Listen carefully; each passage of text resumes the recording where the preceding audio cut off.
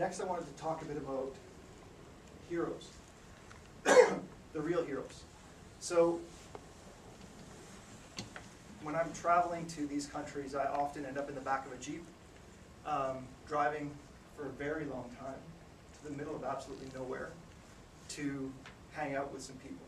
It's actually pretty cool, but it's pretty grueling sitting in the back of a bouncing Jeep for 6 hours.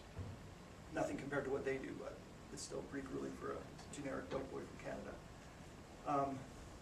So here we drove down paved roads that turned into dirt roads, that turned literally into walking paths and disappeared in front of us, to one of the most remote places in Uganda.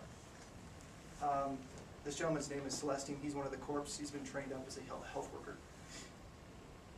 The people you see all around there have been waiting there probably an hour and a half to 2 hours. They got there about 2 hours early because they didn't want to miss this. I'll get to this in a second. So they got there 2 hours early. There's about 200 women there with their kids.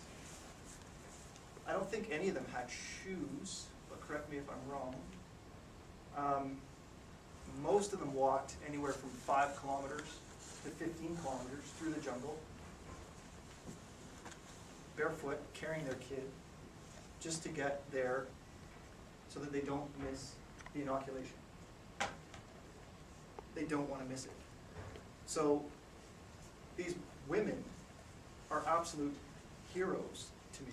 They're like, when I look at my life, like what's the hardest thing I do? You know, like I got to start my car in the cold. Like that sucks. Ugh, cold steering wheel. My latte's not warm enough. Take it back. These guys are just doing whatever it takes to get it done.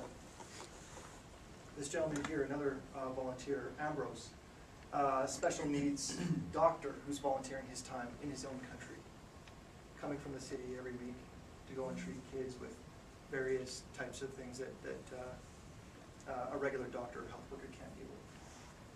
So just real people doing whatever it takes to make it work. Oh man, it was something being around 100 kids that were happy for a second until they got up to the front of the line. And they just come up in this chorus. They keep going up. Oh my God. And who wouldn't do it for the kids, right? Like, my God, they're adorable. Who wouldn't do it for the kids?